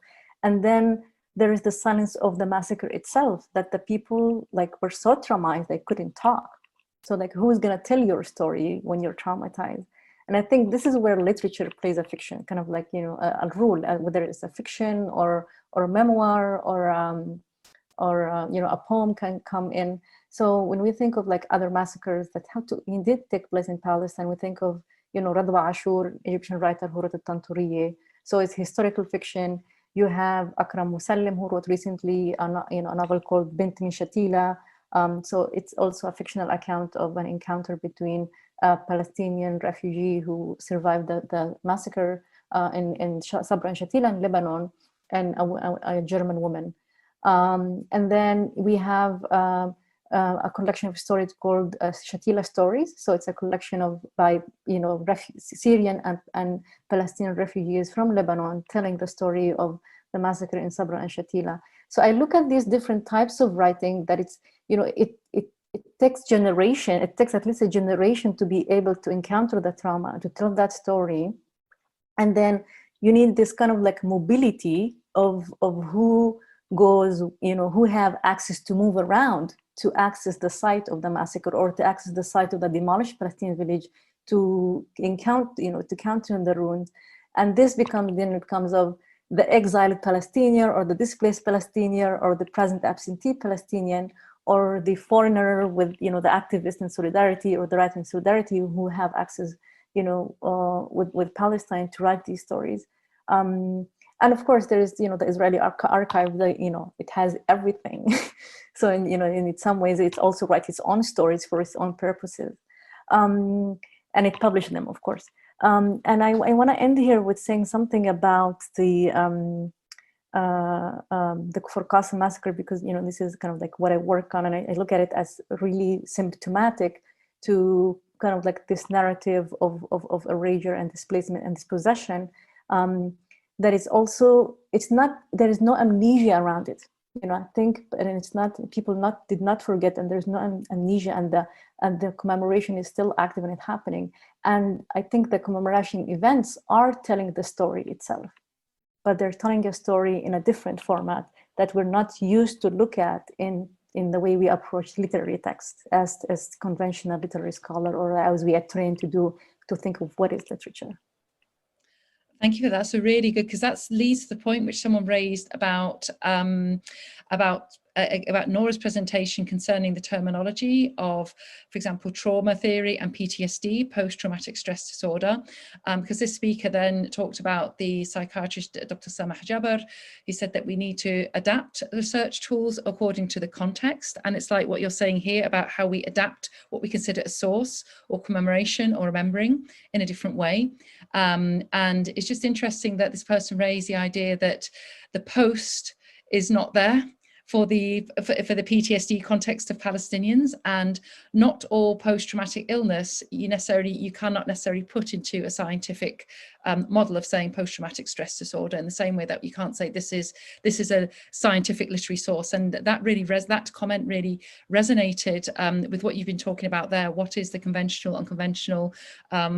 Who talks, who doesn't talk, the fact that someone doesn't talk or writes a story and puts it in a drawer, that is a testimony, but it's only seen by who gets to see that testimony. I think thank you very much for sharing that insight. And it sort of also led me to the other question, which is about, which is a question to everyone, is whether any of you could elaborate on the role of publishers in the works that you're working on. In relation to what we talked about, as you said, the idea about loss, silence, mobility, absence, or being absented. Any one of you, feel free to talk about the role of publishers. Rivka, would you like to talk about publishers? You mentioned Dar Fatah Al-Arabi, which obviously was an iconic, anything more about that, or any other publishers you think would be relevant? Yeah, in terms of publishers, of course, if we're talking about Palestinian literature, it was not only published by Palestinian publishers, but also Arab publishers, as we saw from the image that Nora had. Jabra's work was published by Dar al-Adab, which is the famous literary publisher in Beirut. I mean, unfortunately, the story of Palestinian publishers is the story of fragmentation and exile and movement and destruction, as is the story of Palestinians. Palestinian publishers thrived for a moment in Beirut, which is why Dar al-Fatah al-Arabi started there, but could not stay there due to the civil war, but also due to what happened to Palestinian presence in general, whereby all Palestinian institutions, political and cultural, were shut down, destroyed, bombed, looted, and their materials and archives eventually lost, those that remained. And then, of course, we saw the movement of Palestinian publishers after Beirut in 1982. They moved to Cyprus and others to other parts of the world. I mean, the story of Palestinian publishers is quite tragic, but we have some new roots being put in Europe currently, especially with Palestinian refugees that have come from Syria. Amal mentioned the bookstore in Brussels, but there's also a publisher in Milan that now publishes Arabic literature in general, and also Palestinian literature. So publishers are again something to track down and follow and see how their story evolves, but it's a story of scattering and dispersion and starting and stopping and rebuilding themselves, or just shutting down completely and disappearing. And there's publishers that existed for 1 or 2 years and then for various reasons shut down or were shut down. So it's really difficult to track these publications of these publishers. I mean, this is a story in general, and publishers are part of it for sure. Yeah, I mean, this is something which I found when I was working the project myself. You found a publisher, and even what is considered a publisher? Is it a publisher? Is it a printer? Is it and I think that, Amal, you've brought this up as well, that some of the literatures you found are not published in the conventional sense. They might be photocopies or something that's circulated in any particular audiences. Do you want to expand a little bit about that? Amal, you mentioned it to me when we were talking on the phone. Yeah, just a little bit, and I think this is where I call small books, that, like, you know, the small books like are the pamphlet. They're not canonical Palestinian texts. They're not widely recognized. It's just like something that you see, like in the case of Kufr Qasim, it was the municipality who published the book on the, you know, the Diwan al-Shahid, about the collecting of the poems. Al-Musallath by Fuad Abdel Noor, it's self-published book. He went around, he paid out of pocket, and then, you know, and he made, you know, was able to pay for the printing from just selling the book individually, like hand to hand, door to door. And I think also, like in the case of the book by Emil Habibi, also on Al-Kufr Qasim, it was Dar Arabesque in Akka, or in Haifa, sorry. And it's not, I don't think it's longer there. So it's like, it's small presses, local, who are, you know, or the local newspaper. So I feel like this kind of the case for me.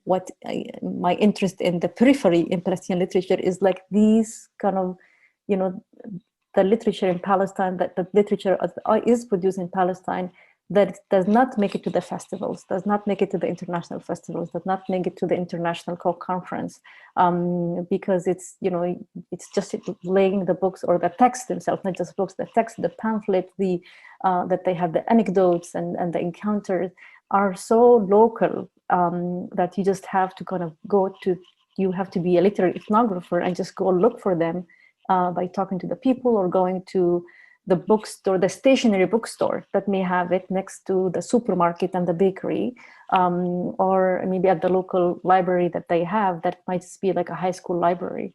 And I think that just kind of brings the question of, you know, when we think about what has been lost in Palestine so much, and there's so much that has been lost, is also how we access what has remained.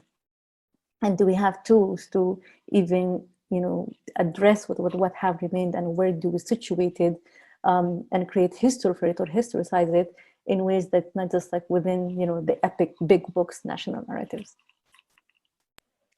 Yeah, I mean, that's this idea of where we find things, because sometimes that something is not, I was just struck with the source that Nora showed about the earthquake. It's obviously the newspaper is a publisher, but it's not dedicated just to publishing about particular things. It's quite ephemeral. I mean, Nora, I wondered whether you, because I know you've been digging quite into the archives of Palestinian newspapers, how, I suppose for your work, what sort of publishing venues have you been looking at, or publisher types or types of sources have you been looking at to carry out your research on words like Nakba, trauma, what it might mean in the Palestinian context?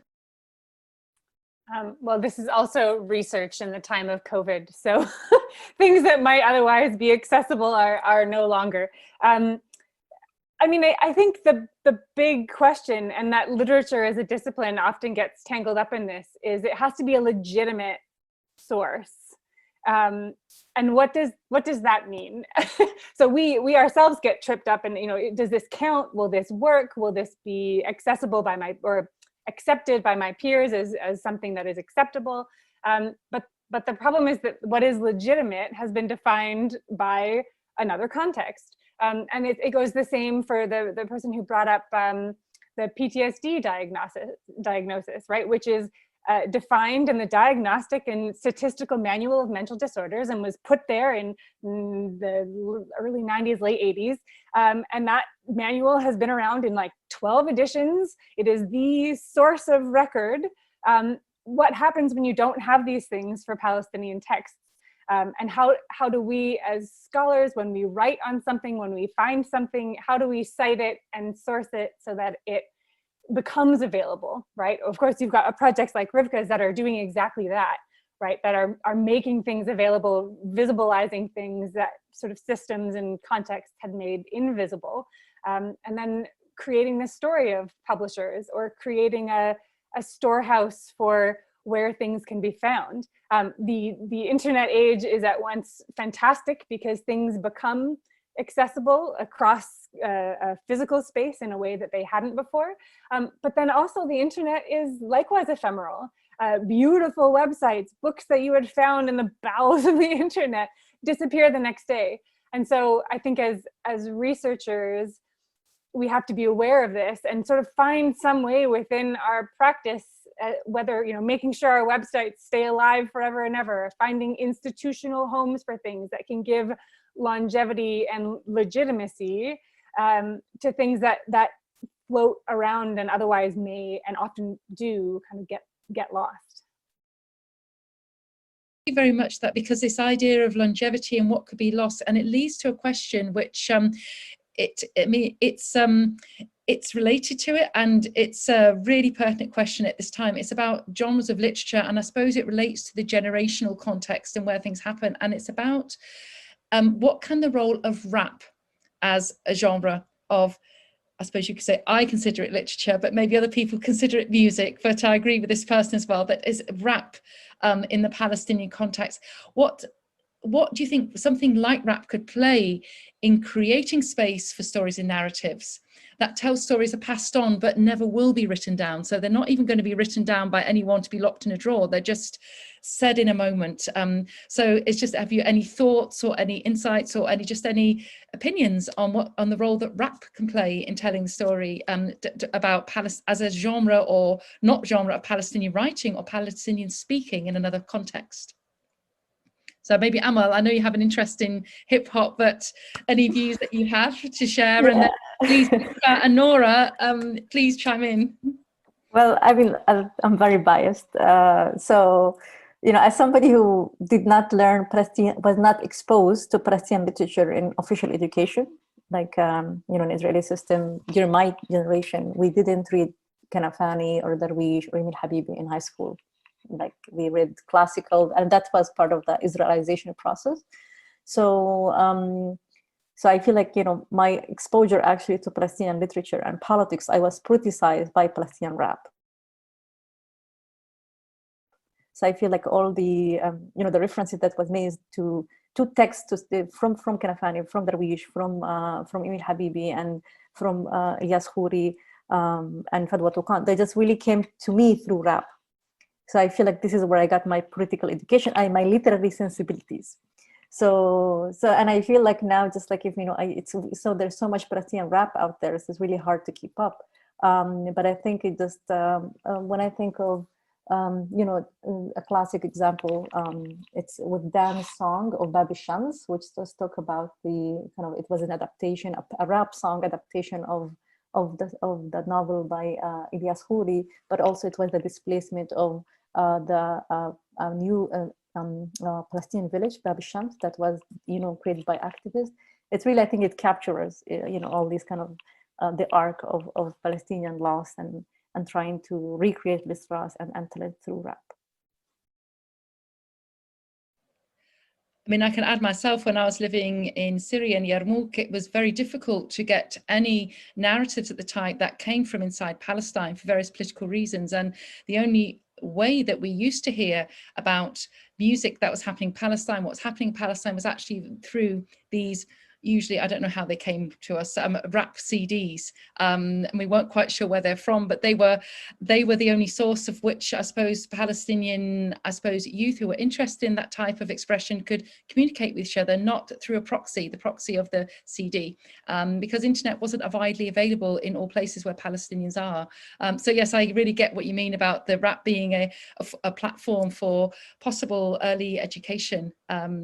I don't know whether Rivka, or the idea of sound, and because I know rap is not the same as radio, it's not the same as song, but this idea of something that goes beyond words, something that you hear, you listen to as what you read. I just don't know whether Nora, Rivka, you wanted to add something to that? Maybe I'll just add a short note, but of course, Amal is the expert here. Just that my impression of some of the, at least looking at the lyrics, is that they are also influenced by Palestinian poetry. So in some cases, of course, they use Mahmoud Darwish and other poets like Amal mentioned. So there is that influence of literature on rap, but rap also can, or let's say stories that are being told in this way, resemble oral literature, or let's say folk literature, which is a long oral storytelling tradition which exists until today. And student of mine who is here works on this topic. So yes, there is that aspect which is ephemeral, of course, but people have documented these stories, but these stories live on and they are told from generation to generation. They change in nature, they change, and they take on different aspects and kinds of modes of storytelling. But this aspect of culture still is very strong in the Palestinian case, I think, also to compensate for the gaps and the silences and the lack of sources, that the storytelling of folk literature continues to today. In fact, there's a revival of the hakawatis and all of these things, and storytelling continues across the diaspora, from Canada, where there is a hakawati, a Palestinian hakawati in Canada, to wherever you can think of. So I think maybe it resonates with that aspect, but that's all I can say in terms of its relationship to literature and storytelling. We're coming on to our last question. Now, we did start a little bit late anyway, but I think this is a really important question to ask, and it's a general one. About all of you in your talks have mentioned about the difficulty of accessing literature and different ways that we could not necessarily overcome it, but maybe contemplate or think about how it can be negotiated or thought about. So can any of you speak a little bit more about where is a good place to look for Palestinian literature that may be perhaps accessible, maybe less accessible right now to a non-Arabic speaking audience, because we're here, and when it comes to Berlin, we're coming to the UK, you're talking about cross-generation. Not all Palestinians, especially from the second, third, fourth generations, read Arabic. They very much want to, so they're reliant on translation to access their stories of their foremothers and forefathers. So I suppose the question is, where is a good place to start looking if you want to start looking to learn more about Palestinian literature? Any one of you can start off. I mean, I would say there's no bad place to start. Some you'll like better than others. I mean, if we learned anything from Amel's anecdote on where she found Fuad's book, you just always have to be ready to find it. You have stuff in translation from a vastly growing set of publishers across English and German and Italian and French. I mean, there are literary prizes for works coming in translation. There are also works of Palestinian fiction that are written in these languages, right, by Palestinians who have left and have new second homes. So I think being open and receptive, but then also being sort of self-critical, right? Like, what have I read? What am I reading? Is this representative of everything else? And, you know, just collect as you go and then see what you've got. And, you know, knowing that sometimes in translation, you are also getting some of the priorities and biases of publishers and translators in certain political moments, and reading and digesting that along with the text, because that is also part of the Palestinian story, that it crosses and circulates and is subject to the whims of power that other contexts impose on it. So a critical reading practice, but, you know, start with the first book you can get your hands on, and, you know, don't stop. Amal or Rivka, would you like to say something, add to that? That's great, thank you. If I may add, I think I would have two ideas. Visit local bookstores, because like you might really find, you know, books that randomly are there, or, you know, categorized, and like, you know, the bookstore got like one edition, one you know, one volume or one edition of a certain novel. And I know there's like in Berlin, there've been a couple of like book exhibits, Arabic book exhibit, that they also have books in translation in German, I saw, and also in English. There's a you know, Interlink Press in the United States that I know that, you know, focus on things in translation. And since we talked about reception and reading of Palestinian literature and, you know, storytelling or collectively, I think I would encourage people to start their own book club. There is nothing of like the idea of going back to reading together with other people, because I think this was really, you know, it's always more interesting and stimulating to read with other people. And that becomes, you know, speak to what Noura just said about being self-critical. Because in some ways I feel like now there's such a global market of literature, and there's a lot of Palestinian literature that's been written for the global market. I think it's just like more of, you know, if, you know, I might be judgmental here, like not quantifying good literature or bad literature, but there's, you know, not everything that's written is amazing. And it's important to say that. And, you know, أنقذونا من هذا الحب القاتل, which is like, you know, all this like solidarity with Palestine, you know, translating everything because it's Palestinian. I'm like, no, doesn't have to. So I think it's just, you know, a book club would be a good idea to, you know, start mapping together what, you know, what to read, what not to read, and with whom to read. Rivka, would you like to add something to that? Because I mean, yeah, I have an idea, but yes, please, I'd love to hear what you want to say as well, Rivka.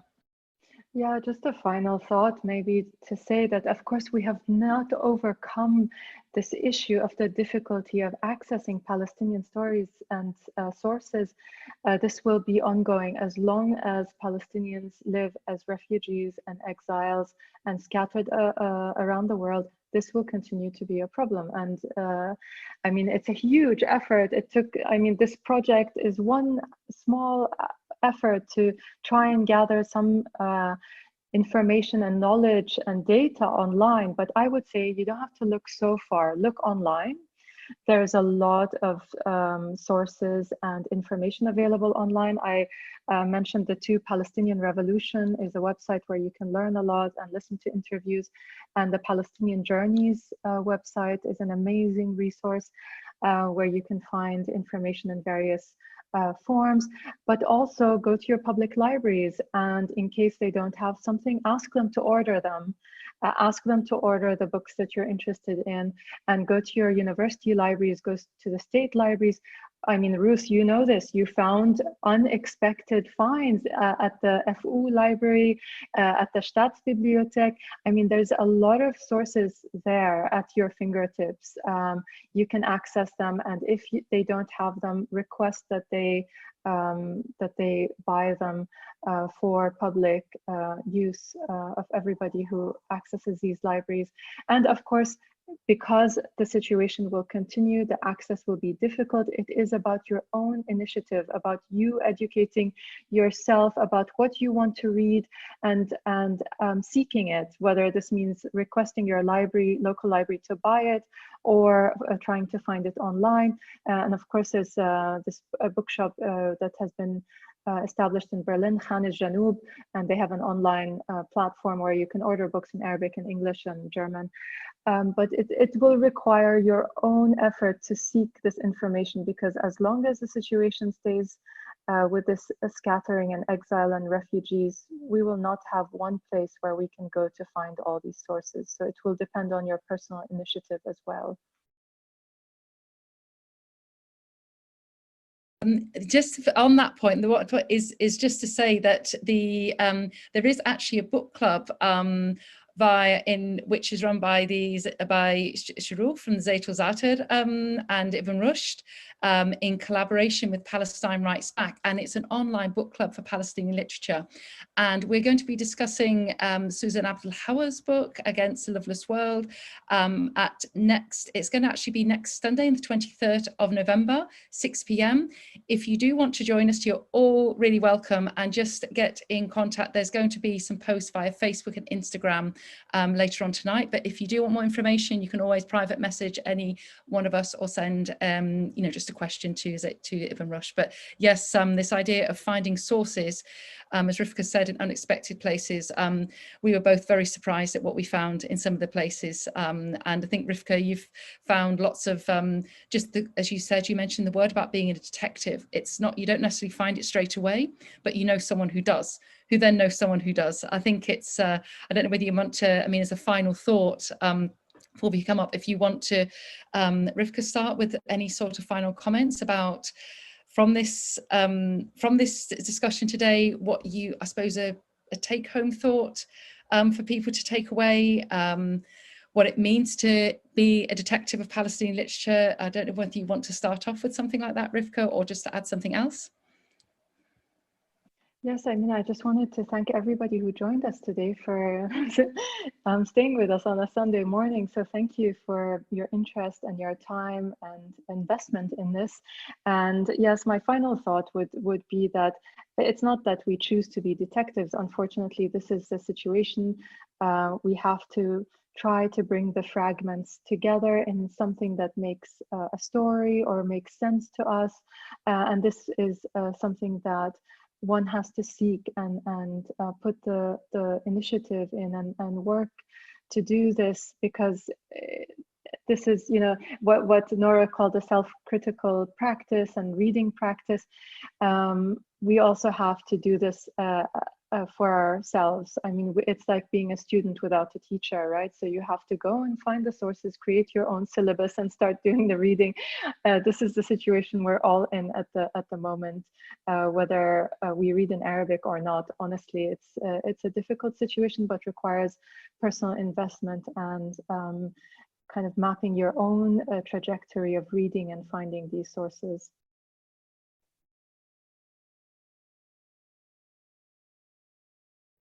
So Amal, any final take-home thought just for us to think about? Yeah, I think, well, I'm also happy to be here, and thank you everyone for, being our, and especially like people are zoomed out, it's the end of the year. I think it's just, and, I thank the organizers for taking the time to put it together. I think maybe just to emphasize again that Palestinian literature does not exist in written form only. And because of that, I think it makes it the question of what is accessible is more available than we think we have. So, your grandmother, your Palestinian grandmother or aunt, or, she might be in a position of a story that you didn't know, or you know, your Palestinian friend who, you know, you just didn't ask him what's the story. And I always hear stories, and I think I'm amazed of how much there are, you know, I think we're people of storytellers, and I think that also becomes maybe that nature of displacement, of like how people keep stories alive. And stories can come up in a dream, a story can come up in an anecdote, in an encounter. So I think in some ways, gathering these stories can be an adventure, but also a commitment. And I think, you know, in this case, anyone can become a storyteller. That's a really inspiring thing, that any, you know, engagement, commitment, anyone can be a storyteller, and the different ways we can access these stories. And Nora, final take home thought, aside from being self-critical and looking for places, have you anything else to add, a take home thought for us before we finish up? Well, for those asking where to start, I think you already have. So, you know, give yourself some credit. You don't have to be a specialist to pick up a book.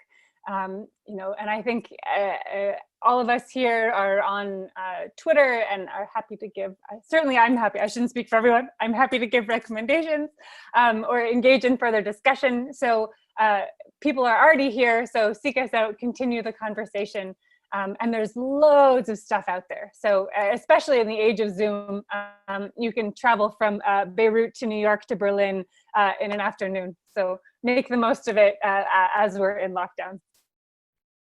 Thank you very much. That's a really lovely thought to end on. I'd just like to thank all three of our panelists, Rivka, Amal and Nora, for, you know, bringing all the synergies and much more to this first event of the ZaitWazaatar Festival.